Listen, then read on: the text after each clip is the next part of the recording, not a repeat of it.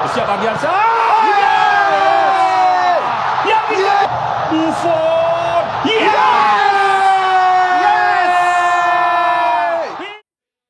120 menit berdiri di pinggir lapangan dan berteriak hingga suaranya habis, Gerald Vandenberg mengingatkan kita pada sosok Sinteyong. Hingga Jens Raven yang terpincang-pincang namun tetap melanjutkan pertandingan, beginilah jika sepak bola dimainkan dengan hati dan cinta.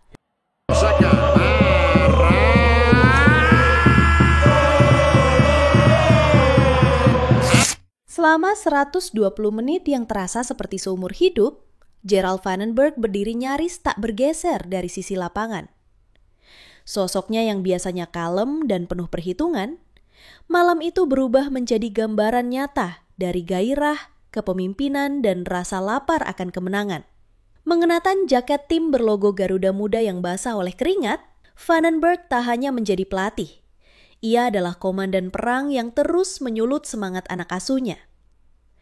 Dari awal laga hingga peluit akhir babak tambahan waktu, tak satu pun momen yang ia lewatkan. Ia menolak duduk, menolak rehat. Dengan mata tajam, ia mengamati setiap pergerakan bola, setiap transisi, setiap sentuhan yang bisa saja menentukan nasib timnya. Dan yang paling mencolok, suaranya.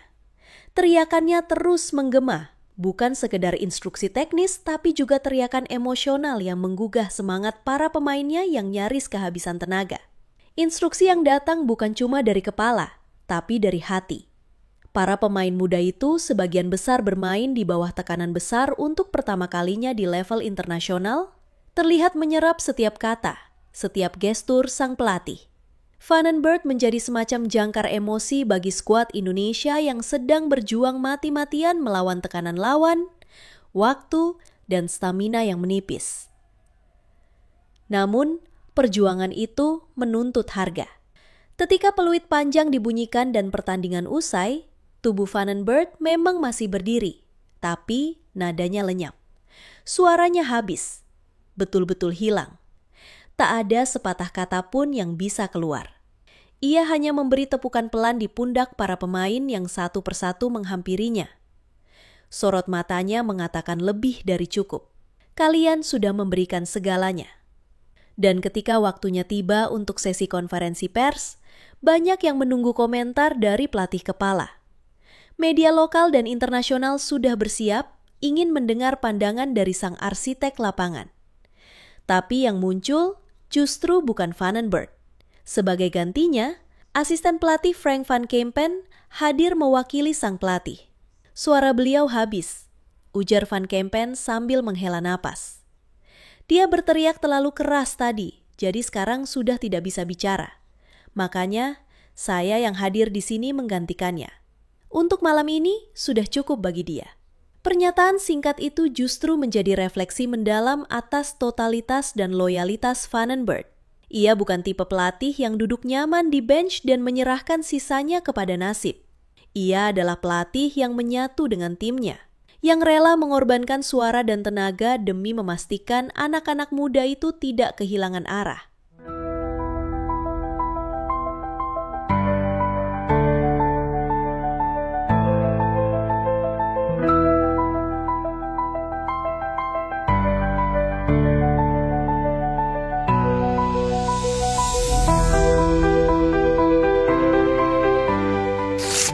Di sisi lain, sikap Vandenberg juga menunjukkan sisi kemanusiaan yang kerap terlewat dari sorotan media. Pelatih pun bisa kelelahan. Pelatih pun bisa tumbang setelah menguras segalanya demi satu hal yang mereka yakini, kemenangan yang pantas. Sikap seperti ini pun mendapat apresiasi dari banyak pihak, bahkan dari netizen yang memenuhi media sosial dengan pujian dan simpati. Banyak yang menyebut bahwa Vandenberg telah menunjukkan apa arti sebenarnya dari memimpin dengan hati. Dan malam itu, di luar hasil akhir, satu hal menjadi jelas. Gerald Vandenberg tak hanya meninggalkan jejak taktik di lapangan, tapi juga meninggalkan inspirasi yang membekas bagi seluruh pecinta sepak bola Indonesia.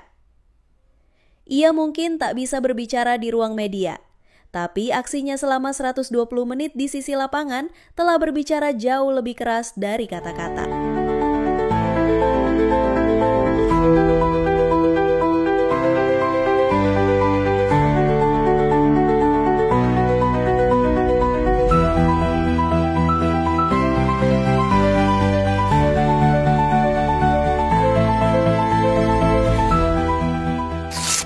Apa yang dilakukan Gerald Vandenberg malam itu?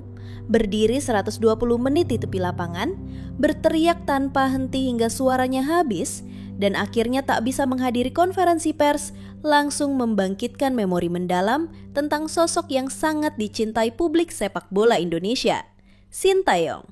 Pelatih asal Korea Selatan itu bukan hanya dikenal karena tangan dinginnya membentuk generasi baru Garuda, tetapi juga karena karakternya yang begitu kuat. Sintayong adalah sosok pelatih yang tidak kenal kompromi dalam hal semangat dan keadilan. Kita semua masih ingat bagaimana ia berdiri nyaris sepanjang pertandingan, bahkan tak jarang terlihat jongkok, menahan emosi, atau memukul lututnya sendiri saat momen genting datang silih berganti. Ia hadir bukan hanya sebagai pelatih, tapi sebagai orang pertama yang siap menanggung beban, tekanan, dan kritik bersama anak-anak asuhnya. Sama seperti Vandenberg malam ini, Sintayong bagi STY, sepak bola bukan hanya soal menang atau kalah, tapi soal prinsip. Ia tidak ingin pemainnya merasa terinjak secara mental hanya karena keputusan yang tidak adil. Ia berdiri sebagai tameng. Ia berbicara ketika para pemain muda terlalu takut untuk bersuara. Dan justru karena itu, para pemain merasa aman di bawah arahannya. Bahkan, dalam beberapa pertandingan penting seperti di SEA Games dan kualifikasi Piala Asia, ia terpaksa tidak hadir di konferensi pers karena benar-benar kehabisan tenaga. Bukan karena kalah, bukan karena frustrasi, tapi karena ia benar-benar menghabiskan seluruh energinya untuk mendampingi para pemain dari awal hingga akhir. Ia berdiri, berteriak, mengingatkan, menyemangati, dan semua itu dilakukan tanpa henti selama 90 hingga 120 menit penuh.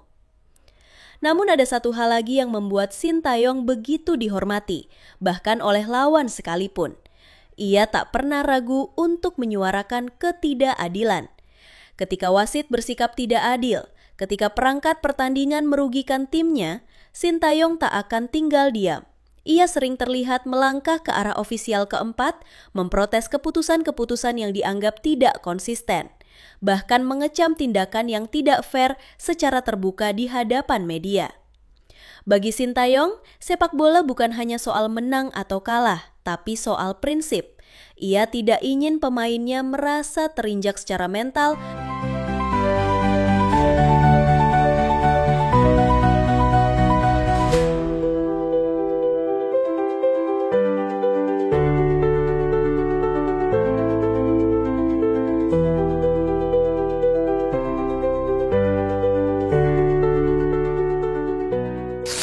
Semangat inilah yang kini kita lihat tercermin dalam diri Gerald Vandenberg.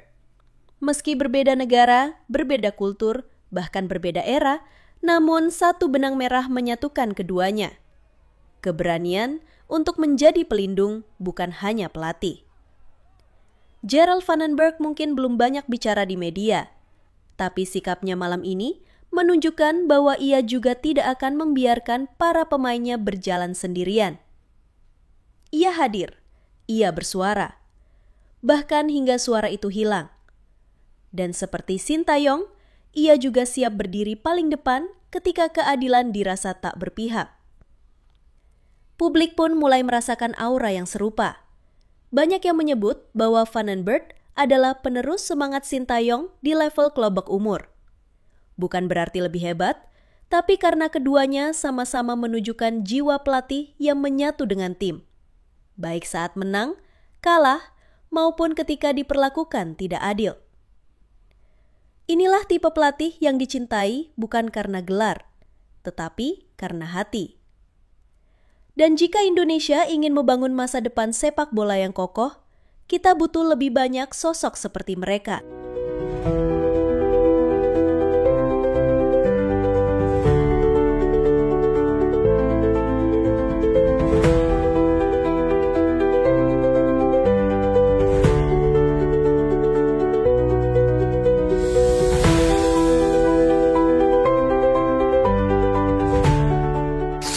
Di tengah drama mendebarkan yang terjadi selama 120 menit plus adu penalti, satu nama muncul sebagai simbol nyata dari arti kata berjuang sampai akhir, Jens Raven.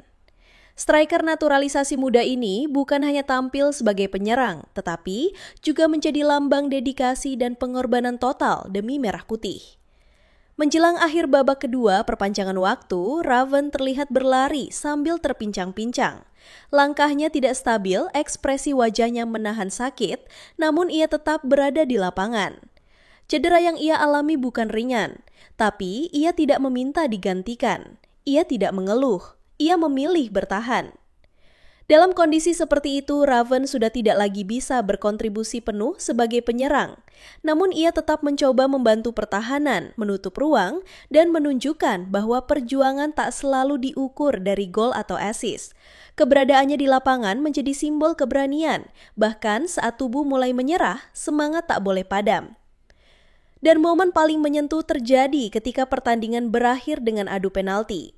Sebagai seorang striker, Jens Raven tentu berada dalam daftar potensial penendang. Namun malam itu cederanya terlalu parah hingga ia bahkan tak bisa menendang bola dari titik putih. Ia tidak menjadi algojo, tapi ia tetap berdiri bersama rekan-rekannya, memberi dukungan moral, menunjukkan solidaritas. Perjuangannya malam itu mengingatkan kita pada satu momen yang tak kalah emosional. Kelvin Verdong saat timnas Indonesia menghadapi Arab Saudi dalam ajang kualifikasi Piala Dunia. Di stadion yang sama, Stadion Utama Gelora Bung Karno, Verdong juga bermain sambil terpincang-pincang, tetap bertahan meski kesakitan demi menjaga tempo permainan dan menjaga semangat tim tetap menyala. Dua momen ini, dua pemain berbeda tapi satu semangat yang sama, totalitas untuk Garuda. Dan dari situ kita bisa melihat bahwa nasionalisme tidak bisa diukur dari tempat lahir. Jens Raven dan Kelvin Verdong telah membuktikan bahwa ketika mereka mengenakan jersey timnas Indonesia, maka tidak ada bedanya mereka dengan pemain manapun. Mereka bertarung hingga babak terakhir.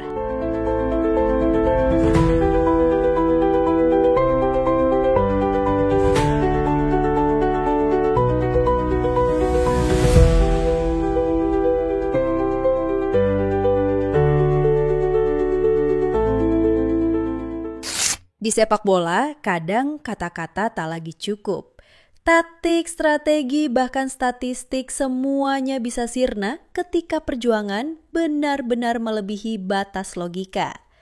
Dan di malam semifinal itu, Timnas U23 Indonesia telah memberi pelajaran paling nyata bahwa mereka tidak sekedar bermain, mereka berperang untuk negara, untuk lambang di dada.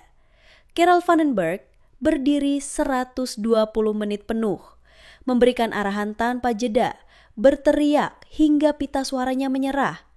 Ia tak muncul di konferensi pers, tapi semua yang hadir tahu, ia telah menghabiskan seluruh dirinya untuk tim.